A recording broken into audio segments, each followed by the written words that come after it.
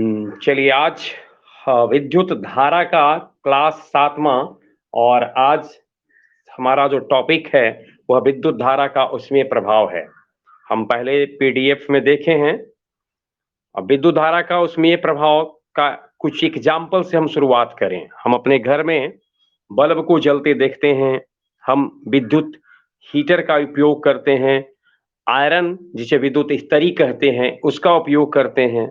ये सब के सब जो विद्युत उपकरण हैं वह विद्युत धारा से हम उसको यानी कि उससे हम एक वायर से कनेक्ट करते हैं, उसमें प्लग लगा देते हैं तो गर्म होने लगता है। हीटर गर्म होने लगता है, बल्ब का टंगस्टन गर्म होकर के प्रकाश देता है। तो सारा जो उपकरण हमें जो दिखाई देता है, विद्युत बल्ब, विद्युत आयरन, विद्युत heater, immersion rod, toaster, solder, ये सब के सब ऐसे विद्युत उपकरण हैं जो विद्युत धारा के उसमें प्रभाव पर काम करते हैं। थोड़ा नाम से स्पष्ट है कि विद्युत धारा प्रवाहित होने करने पर उसमें ऊष्मा उत्पन्न होती है। तो नाम है विद्युत धारा के कारण ऊष्मा उत्पन्न होने की घटना को विद्युत धारा का उसमें प्रभाव कहते हैं। तो हमको अगर सीधा पूछा जाए कि विद्युत धारा का उसमें प्रभाव किसे कहते हैं, तो हम कहेंगे विद्युत किसी चालक से जब विद्युत धारा प्रवाहित की जाती है तो चालक में ऊष्मा उत्पन्न होता है। इस घटना को विद्युत धारा का ऊष्मीय प्रभाव कहते हैं। अर्थात विद्युत ऊर्जा ऊष्मा ऊर्जा में बदलती है। विद्युत ऊर्जा ऊष्मा यानी एक चालक है, इसमें धारा प्रवाहित किया गया आई। अब इसके प्रवाहित होने से चालक में ऊष्मा उत्पन्न होने लगी चालक से। इस घटना को कहते हैं ऊष्मीय प्रभाव। ऊष्मागतिकी का सिद्धांत कहता है कि विद्युत धारा से जो ऊर्जा ऊष्मा ऊर्जा में परिवर्तित होती है, उस ऊष्मा ऊर्जा को पुनः हम चाहें विद्युत ऊर्जा में बदलना तो यह संभव नहीं है। अर्थात विद्युत ऊर्जा का ऊष्मीय ऊर्जा में रूपांतरण अनुत्क्रमणीय प्रक्रिया है। अनुत्क्रमणीय, उत्क्रमणीय रहता, अनुत्क्रमणीय। अगर उत्क्रमणीय होता तो ऊष्मीय ऊर्जा को भी विद्युत ऊर्जा में बदल सकते थे, लेकिन जो विद्युत ऊर्जा से जो ऊष्मा ऊर्जा यानी जो हीटर को गर्म करते हैं हम, तो गर्म करने के बाद ऊष्मा जो निकल गई, अब इस ऊष्मा को अगर हमें स्टोर करके फिर से चाहें कि हम बिजली प्राप्त कर ले तो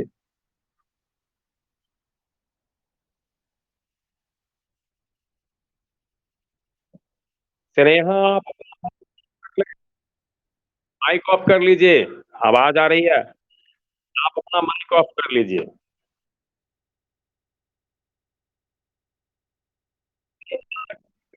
प्रॉब्लम हो रहा है। हाँ, ऑफ हो गई। चलिए, तो विद्युत ऊर्जा को ऊष्मा ऊर्जा में तो बदला जा सकता है, लेकिन ऊष्मा ऊर्जा को विद्युत ऊर्जा में हम नहीं बदल सकते। यह एक अनुत्क्रमणीय प्रक्रम है। दो चीज यहाँ ध्यान में हमें रखना है। पहला तो यह कि ऊष्मीय ऊष्मा प्रभाव कहते किसको हैं, तो चालक से जब हम लोग विद्युत धारा प्रवाहित करते हैं तो वह गर्म होकर ऊष्मा में परिणत होने लगता है। इसे विद्युत धारा का ऊष्मीय प्रभाव कहते हैं। विद्युत बल्ब, विद्युत आयरन, विद्युत हीटर, इमर्शन रॉड, सोल्जर आदि इस पे काम करता है। और एक बात और जो ध्यान में रखना है, विद्युत धारा का ऊष्मीय प्रभाव अनुत्क्रमणीय प्रक्रम है। अर्थात जो ऊष्मा उत्पन्न होती है, इसको दोबारा हम चाहें तो हम नहीं प्राप्त कर सकते हैं उससे विद्युत। चलिए, अब हम देखते हैं कि विद्युत धारा के कारण ऊष्मा यानी चालक से जब हम विद्युत धारा प्रवाहित करते हैं तो ऊष्मा उत्पन्न कैसे होती है, यानी क्यों ऊष्मा उत्पन्न होती है। तो देखिए, एक चालक तार लिया गया है। चालक तार है। अब इसमें इसके छोर का विभवांतर हम मान लेते हैं कि भी है। अब इससे विद्युत धारा हम फ्लो किए, तो विद्युत धारा जो ही फ्लो करेंगे तो इसमें एक विद्युत क्षेत्र बन जाता है। विद्युत क्षेत्र पैदा हुआ। विद्युत क्षेत्र सपोज कीजिए कि ई वेक्टर है, यह विद्युत क्षेत्र है। तो चालक तार में जो मुक्त इलेक्ट्रॉन होता है, वह इलेक्ट्रॉन विद्युत क्षेत्र के विपरीत दिशा में, अब विद्युत धारा फ्लो ऐसे हो रहा है तो विद्युत क्षेत्र होगा उच्च विभव इधर और निम्न विभव इधर, और इलेक्ट्रॉन का फ्लो होने लगेगा निम्न विभव से उच्च विभव की ओर। ध्यान में रखना है, इलेक्ट्रॉन बहने लगता है किधर? तो विद्युत क्षेत्र के विपरीत दिशा में प्रवाहित होने लगता है। ऐसा क्यों हुआ? तो जो ही विद्युत क्षेत्र आरोपित होता है, विद्युत धारा प्रवाहित करने पर जब विद्युत क्षेत्र बना, तो विद्युत क्षेत्र में इलेक्ट्रॉन को एक बल मिलेगा, विद्युत बल मिला। इस बल के कारण इलेक्ट्रॉन गतिशील हो जाता है।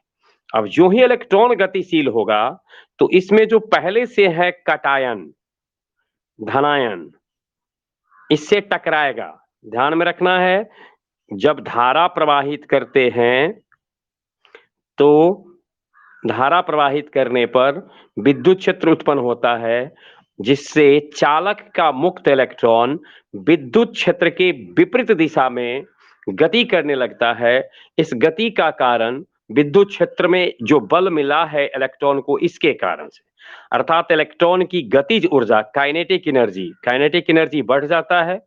काइनेटिक एनर्जी के बढ़ जाने के कारण इलेक्ट्रॉन का दो चीज होगा, इलेक्ट्रॉन का इलेक्ट्रॉन से टक्कर होगा, उसमें और जो इलेक्ट्रॉन होंगे उनसे टक्कर होगा, और इलेक्ट्रॉन का कटायन से टक्कर होगा। तो दो से टक्कर होगा, इलेक्ट्रॉन का इलेक्ट्रॉन से, इलेक्ट्रॉन का कटायन यानी धनायन से टक्कर होगा, आयन से टक्कर हुआ।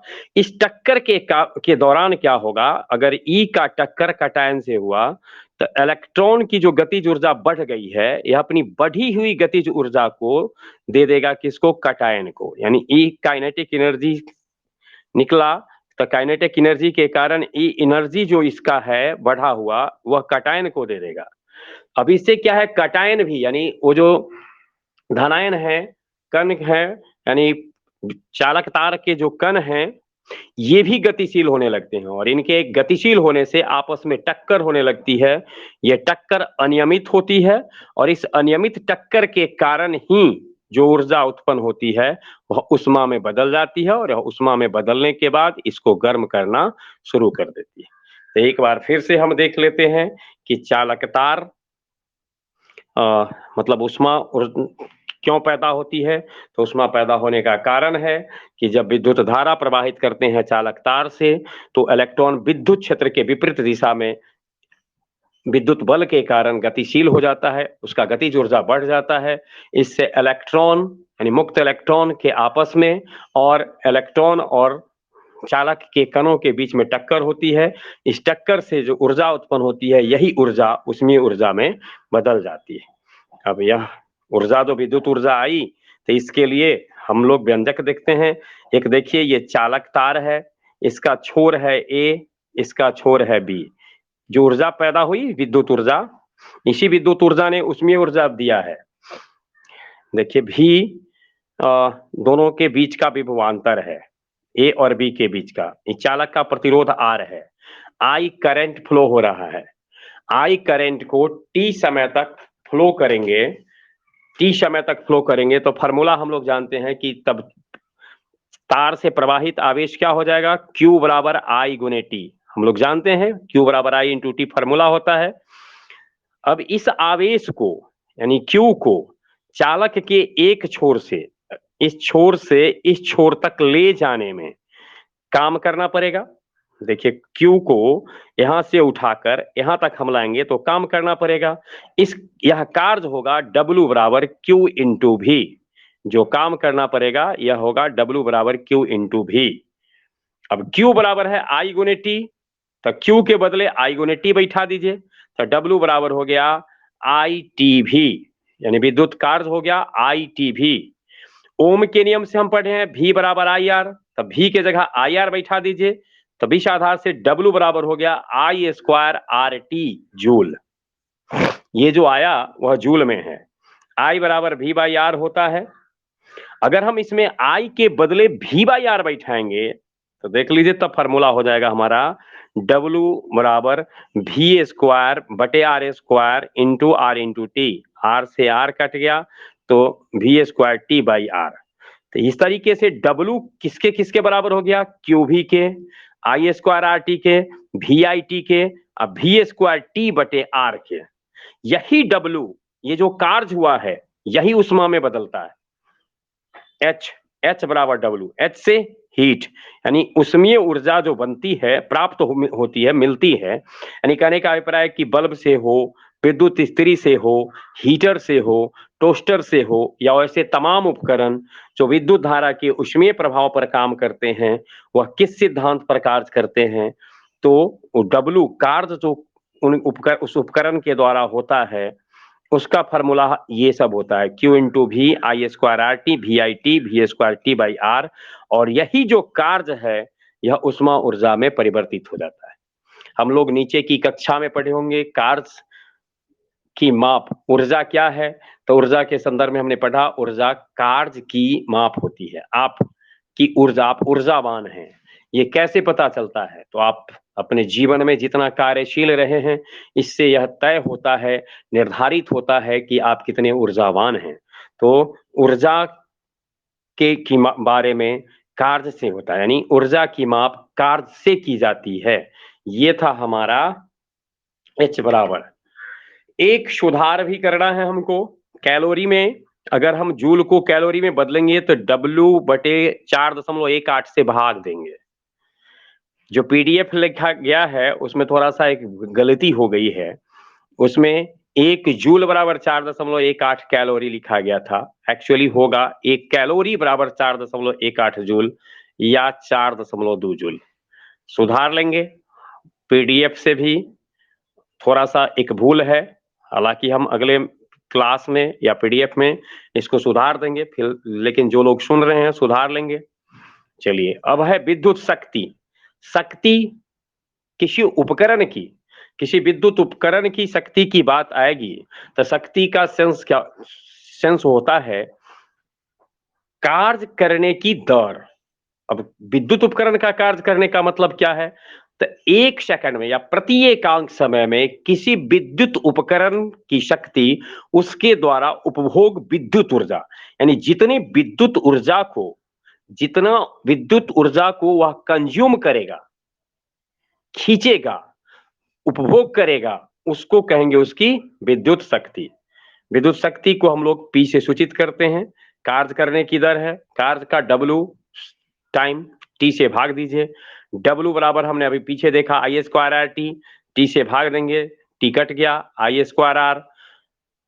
W बराबर Q भी था तो P बराबर Q भी बाई T हो जाएगा।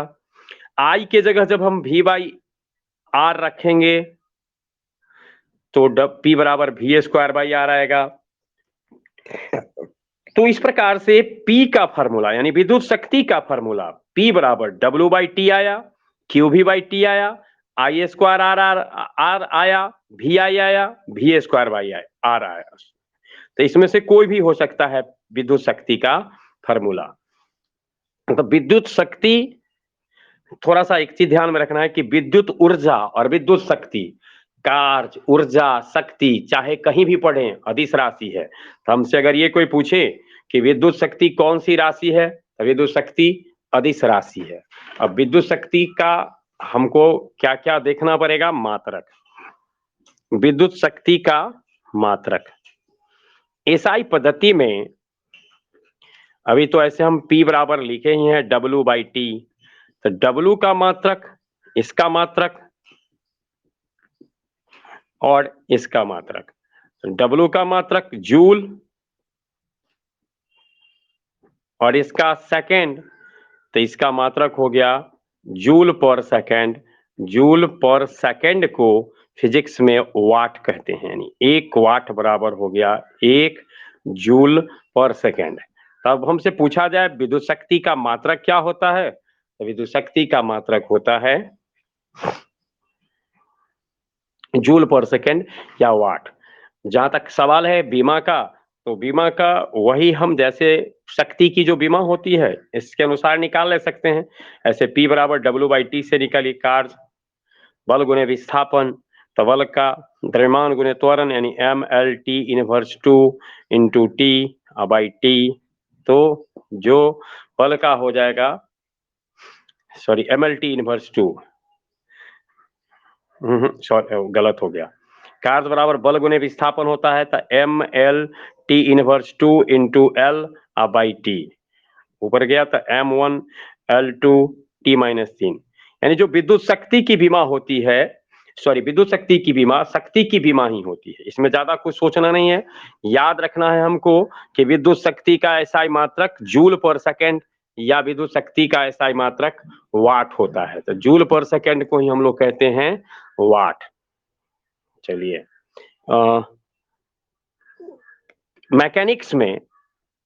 मैकेनिक्स में एक और मात्रक होता है, यांत्रिकी फिजिक्स में इस मात्रक आता है अश्व शक्ति। हम लोग सुने होंगे हॉर्स पावर, अश्व शक्ति। 1 HP बराबर होता है 746 वाट, यानी 1 अश्व शक्ति बराबर 746 वाट होता है। तो हम इसको ध्यान में रखेंगे। विद्युत शक्ति को एक बार फिर से देखते हैं। यह अदिश राशि है। किसी उपकरण की विद्युत शक्ति 1 सेकंड में या प्रति एकांक समय में उपकरण के द्वारा उपभोग की गई लिया गया खपत जो विद्युत ऊर्जा को उपभोग करता है वह होता है अश्व शक्ति। सॉरी, विद्युत शक्ति। विद्युत शक्ति का एसआई मात्रक वाट होता है। इसका यांत्रिकी भौतिकी में मात्रक अश्व शक्ति भी है। 1 अश्व शक्ति बराबर 746 वाट होता है। चलिए, अब हम लोग विद्युत उपकरण देखते होंगे तो उसमें रेटिंग लिखा हुआ रहता है। जैसे एक बल्ब है,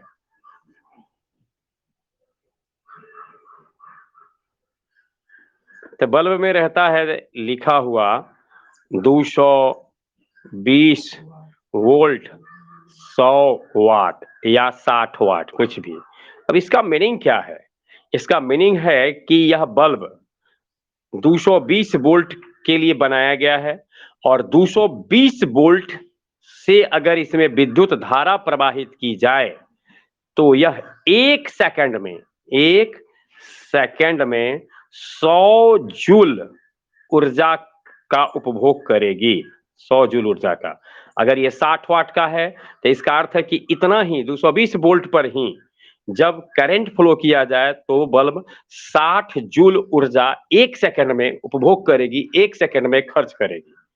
तो ये समझ गए होंगे हम लोग कि इसका रेटिंग में 2 चीज रहता है, ये भी रहता है और ये वाट यानी पी रहता है, उसका पावर रहता है।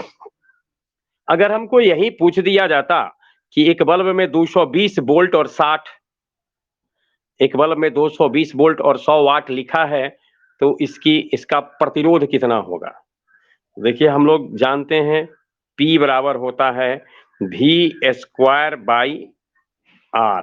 P बराबर V स्क्वायर बाई R। तो R बराबर क्या हो जाएगा? V स्क्वायर बटे P। तब इसका प्रतिरोध कितना होगा? इसलिए V का स्क्वायर यानी 220 का स्क्वायर यानी 220 गुने 220 बटे 100 वाट यानी 100 कट गया 484 ओम। अगर इसी में हमसे पूछा जाता कि इससे करंट कितना फ्लो होगा, I, तो I बराबर होगा P बाई V। वैल्यू बैठा दीजिए, P का 100 और V का 220। इतना एम्पियर करंट 100 वाट वाले किसी विद्युत बल्ब से अगर उसको 220 वोल्ट के तार से यानी 220 वोल्ट पर अगर उससे करंट फ्लो किया जाए तो इतना प्राप्त होगा। ये था हमारा विद्युत शक्ति। तो हम समझते हैं कि किसी बल्ब पर, किसी उपकरण पर या किसी भी पर भी जो रेटिंग रहता है, लिखा रहता है, इसका मीनिंग हमारे समझ में आ गया होगा। अब हम लोग घरेलू परिपथ में जब देखते हैं, हमारे घर में मीटर लगाया जाता है। हमारा जो घरेलू परिपथ होता है तो उसमें एक मीटर देखते होंगे। अब मीटर जब हम देखते हैं तो उसमें ये भी पढ़ते हैं कि यूनिट इतना उठा है। अब एक यूनिट, मीटर में यूनिट का मतलब क्या होता है? तो मीटर में यूनिट का अर्थ होता है 1 यूनिट बराबर 1 किलो वाट घंटा। 1 किलो वाट घंटा। तो ध्यान में रखना है, 1 यूनिट को हम लोग एक BOT भी कहते हैं, board of trade unit. Trade यानी व्यापार के लिए है, बोर्ड गठित जो बिजली विभाग है उसके द्वारा जो गठित है वह अपना एक यूनिट जो लेता है उसी को एक यूनिट कहते हैं या एक BOT कहते हैं। तो एक BOT बराबर 1 किलो वाट घंटा। किलो को बदल दीजिए तो 1 किलो में 1000 होता है। 1000 वाट घंटा। घंटा को सेकंड में बदलिएगा तो 1 घंटा में 60 मिनट और 1 मिनट में 60 सेकंड, तो 1000 गुने 60 गुने 60 वाट सेकंड। अब इससे हो गया 36 गुने 3 4 5 10 के पावर 5 वाट सेकंड। इसको अंतरराष्ट्रीय पद्धति में लिख सकते हैं 3.6 गुने 10 के पावर 6 जूल। वाट सेकंड को हम लोग कहते हैं जूल। तब जरा सा देख लें कि 1 यूनिट यानी आपके घर में जब उपकरण के द्वारा इतना जूल 3.6 गुने 10 के पावर 6 जूल ऊर्जा खर्च कर दी जाए तो 1 यूनिट उठ जाएगा। 1 यूनिट का मतलब हो गया 1 किलो वाट घंटा। अब 1 किलो वाट घंटा यानी 1000 वाट घंटा। अगर 1 वाट का बल्ब, 1 वाट का अगर कोई बल्ब हो तो 1000 घंटा जब जलेगा तब 1 यूनिट पैदा होगी। तो 1 यूनिट का मतलब समझ गया 3.6 गुने 10 के पावर 6 जूल। अब हम लोगों को बिजली बिल भरना पड़ता होगा। बिजली बिल इसी से बनता है। तो बिजली बिल के लिए क्या है? उपकरण। कैसे है उपकरण? उसकी संख्या, यानी बिजली बिल के लिए है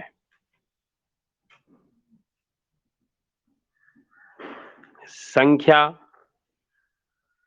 दैनिक काम अर्थात एक दिन में कितना देर कितना समय तक। दैनिक काम घंटा में, एच में कितना समय। उसके बाद उसका शक्ति क्या है, यानी पी क्या है। उसके बाद दिन कितनी है, दिन। तो हमको उपकरण, संख्या, दैनिक काम, शक्ति और दिन, यानी कितना दिन चलता है। सपोज कीजिए उपकरण आपके पास बल्ब है, उपकरण आपके पास पंखा है, इस्त्री है, कुछ भी है, और तो इसमें इसकी संख्या हम N1 मान लेते हैं, इसकी N2 मान लेते हैं। दैनिक काम ये चलता है H1 घंटा एक दिन में, ये चलता है H2 घंटा एक दिन में। इसका पाव वाट है W1, इसका है W2, ये चलता है D1 और ये है D2। तो सवाल है कि इतने दिन में कितना विद्युत ऊर्जा था। सबसे पहले विद्युत ऊर्जा निकाल लीजिए। तो विद्युत ऊर्जा क्या हो, कितना होगा आपके घर का या परिपथ का कितना खर्च हुआ। तो इसको ऐसे देखिए NHWD, यानी N1 H1 W1 D1। फिर इसका भी निकालेंगे तो उसी तरह से plus N2 H2 W2 D2। तो इस तरह से हो गया N1 H1 W1 D1 plus N2 H2 W2। ये यानी हम ऐसे कह सकते हैं सिग्मा NHWD। अब उसके बाद ये तो विद्युत ऊर्जा हो गया।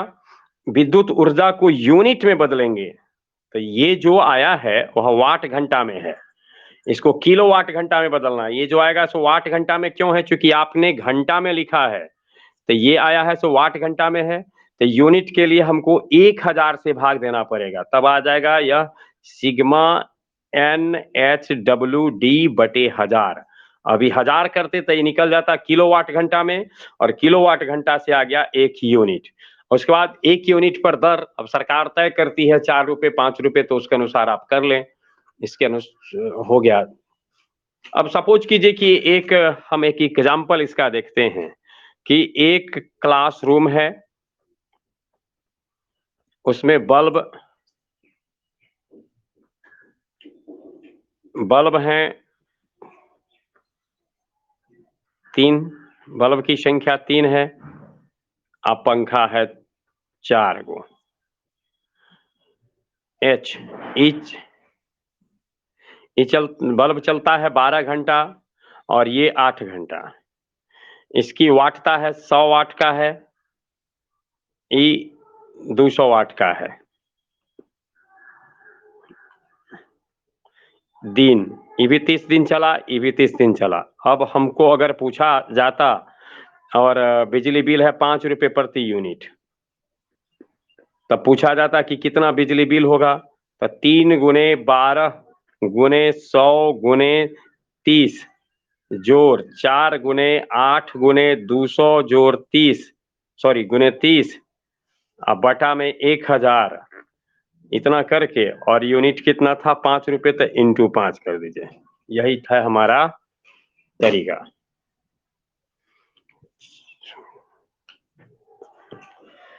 चलिए, ये था हमारा विद्युत शक्ति। विद्युत शक्ति के बाद हमारा आज का टॉपिक है विद्युत धारा के उष्मीय प्रभाव संबंधी जूल का नियम। विद्युत धारा के उष्मीय प्रभाव संबंधी जूल का नियम। जूल ने बहुत तरह के प्रयोग किए, और पीछे जो हम लोगों ने फॉर्मूला देखा H बराबर आई स्क्वायर आर टी, इसी के ऊपर उन्होंने विचार किया। तो देख महसूस किया कि H जो है वह 3 टर्म पर आई पर, आर पर, टी पर निर्भर करता है। H के किसके ऊपर? आई पर, आर पर, टी पर। आई और टी के कारण हम कह सकते हैं क्यू पर भी निर्भर करेगा।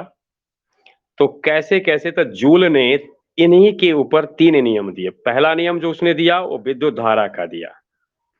विद्युत धारा का नियम क्या था? तो जूल कहता है, जूल के अनुसार, जूल के नियम के अनुसार H vary as I square. Joule के नियम से जब आर आ टी कांस्टेंट, रेसिस्टेंस और टाइम कांस्टेंट हो, तो किसी चालक में विद्युत धारा प्रवाहित करने पर उसमें उत्पन्न ऊष्मा का परिमाण विद्युत धारा के वर्ग के समानुपाती होता है। विद्युत धारा के वर्ग के समानुपाती। ये पहला नियम विद्युत धारा का नियम था, प्रथम नियम।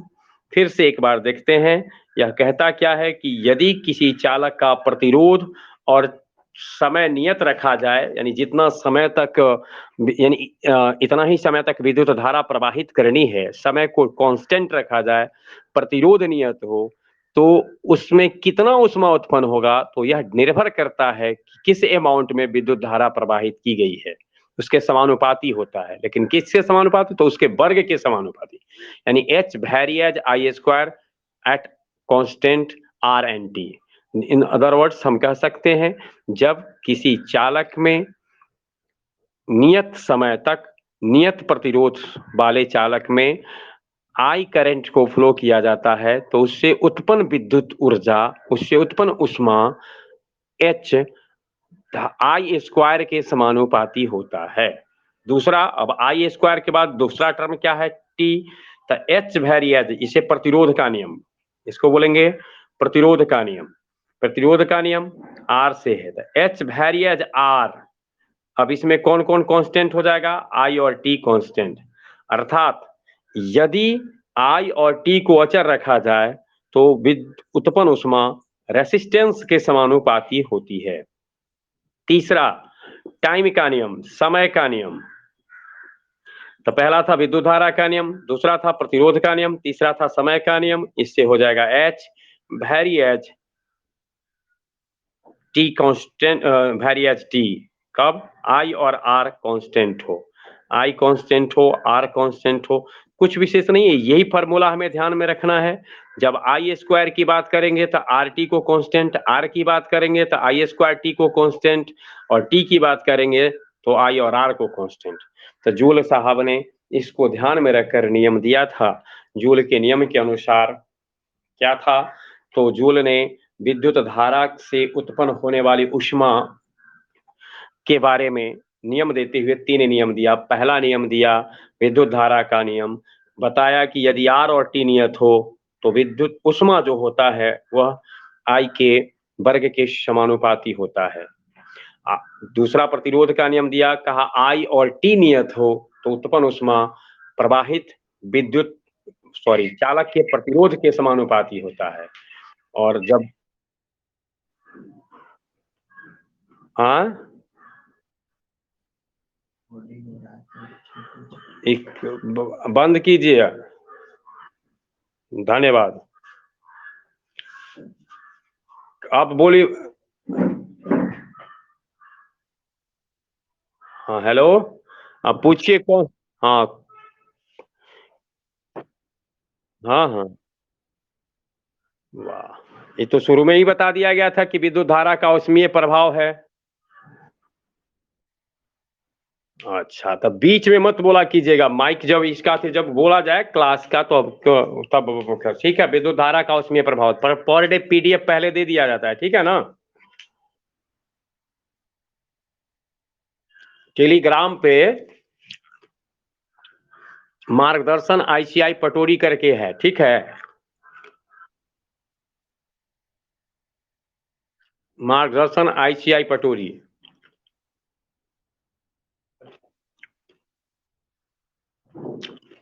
आईसीआई पटोरी। आप किस क्लास के हैं? अच्छा ठीक है, हाँ तो 12 मार्गदर्शन आईसीआई पटोरी उसमें। हाँ, ये टेलीग्राम में चैनल है, इसमें प्रत्येक दिन लिखा रहेगा जिसमें 12 लिखा रहे, तो उसमें विद्युत धारा का आज टॉपिक चल रहा था। उसमें हम आज पढ़ रहे थे विद्युत धारा का उसमें प्रभाव और उससे संबंधित नियम। कहाँ घर हुआ आपका?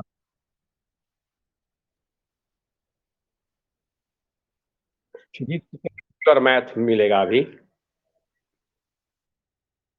कहाँ घर हुआ आपका? धन्यवाद। ठीक, ऑफ कर लीजिए आप अपना। ठीक, चलिए अब हम ये फिर अगले दिन मिलेंगे। क्लास बारी बारी से पूछ लेते हैं। काजल, नहीं, प्रभाकर जी, कैसे हैं? समझ में आया? अब तो दिखता भी होगा, हैं? दिखता है ना? कुछ कुछ काम कर रहे हैं ना? आप आप कर रहे हैं कि नहीं? अच्छा ठीक है। चलिए, आप लोगों का ग्रुप 12 वाला बना दिया गया है। लिंक उसमें देखेंगे, एक दो दिन के बाद आपका क्लास अलग हो जाएगा, ठीक है। चलिए, प्रभाकर जी, अब आप पिक, अब अपना मोबाइल को म्यूट कर दीजिए। वाह, धन्यवाद प्रभाकर जी। हंसराज जी बड़ा परेशान है। हंसराज जी, अरे प्रणाम प्रणाम, कैसे हैं आप? हम्म, कितना दिन बाद आपसे की बात सुन रहे हैं, तृप्त हो गए? कैसे, ठीक ठाक है ना? आज पहला दिन जुड़े हैं क्या? ठीक है, तो पीडीएफ पिछला देख लीजिएगा, ये चैप्टर खत्म भी हो गया है। कल हम लोग पढ़ेंगे विद्युत उपकरण से जो लिखे हैं ना, बल्ब, हीटर, टोस्टर, सब पढ़ेंगे, ठीक है। हम्म हम्म, आप कर लीजिए।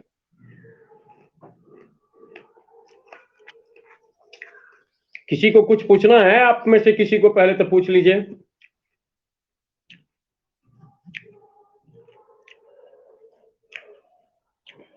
चलिए, प्रभाकर जी हो गया। अभिषेक जी, अभिषेक जी, हाँ हाँ हाँ, अभिषेक जी प्रणाम, कैसे हैं? समझ में आ रहा है। हम्म, धन्यवाद। काट दीजिए आप। म्यूट कर दीजिए अपना। खाली म्यूट म्यूट म्यूट बोलते जाइए। गुंजन,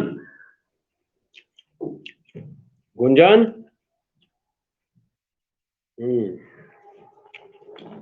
समझ में आया है कि नहीं? नहीं आया होगा तो यूं नहीं समझ आया है ना? चलिए, तो कॉपी भी बना रहे हैं ना? आज शाम तक इसमें इसका कल जो रेसिस्टेंस पढ़े थे उसका पीडीएफ दिया जाएगा क्वेश्चन का, और उसका सॉल्यूशन आपको खुद करना है। 3 दिन बाद हम सॉल्यूशन डाल देंगे।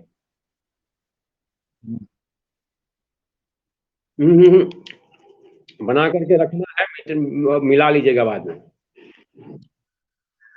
अगर डालना होगा तो ग्रुप में मत डालिएगा, मतलब हमारे नंबर पर किसी को भी कोई अगर प्रॉब्लम से अवगत है तो उसी में बोल दीजिएगा हमारे में, ठीक है ना।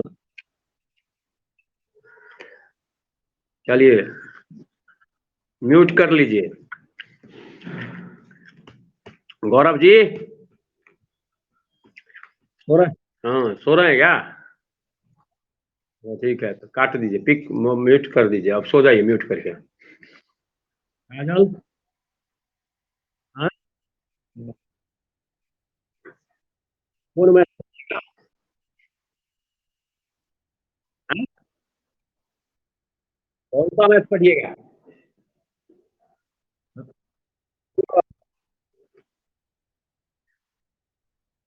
इंटीग्रेशन का तो 5 गो 6 गो पीडीएफ डाल दिए हैं। अच्छा ठीक है, तो उसी को पढ़ना है। तो मैथ्स का रात में पढ़ेंगे 8 बजे से।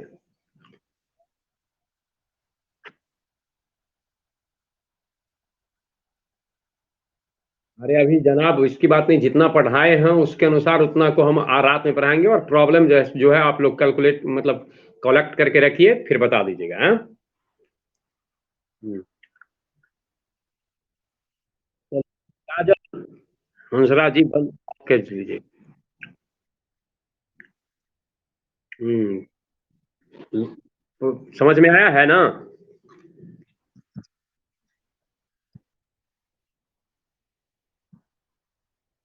नहीं नहीं, अलग है। ब्रिटिश थर्मल यूनिट जो है,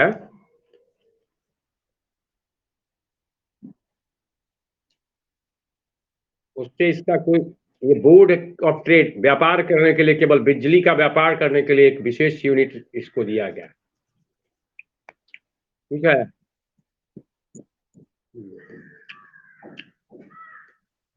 चलिए, धन्यवाद। मनीष कुमार,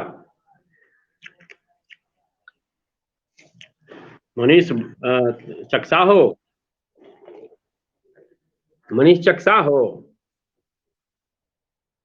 अच्छा ररिया ही, अरे तरीके मनीष जी, अरे मनीषा सिस्टर ब्रदर, प्रणाम, कैसे हैं? अरे बताइए, समझ में आ रहा है? चलिए तो इतना ही पूछना पर्याप्त है। हाँ कलम उलम मेरा खत्म हो गया है, आप लोग कुछ सोचिएगा। ठीक, ऑफ कर लीजिए। सुनिए, हाँ हाँ, उस समय काहे मतलब ऑन कर ली थी? अच्छा अच्छा, तो अब हो रहा, अब समझ गई ना? ठीक है, तो एकरा देखिए हो, अब पिछला पेज से फेयर करे छो कॉपी। आई आई क्वेश्चन डालेंगे तो उसका देख लिया, हाँ? और 1-2 दिन में मैथ का देखते हैं। आप लोग कब फुर्सत में रहिएगा? शाम में रहते हैं? अच्छा ठीक है, तो बैठिए। धन्यवाद। काट, अब इसको ऑफ कीजिए, म्यूट कीजिए। हंसराज से तो हो ही गई बातचीत। ये कौन है? आकाश, आकाश जी, हाँ घर हुआ आपका? अच्छा धन्यवाद। समझ में आया? चलिए, तो ठीक है, तब रख दीजिए, अगर कोई प्रॉब्लम हो तो बताएंगे। म्यूट कीजिए। अब तो नीजू दीदी हैं। नीजू, चलिए, काम मेरा कर रही है। तो हम भी क्वेश्चन डालेंगे और आप वो दीजिएगा तो हम उसका टेस्ट ले लेंगे। धन्यवाद। ये है कौन? सुमित जी। सुमित नहीं है।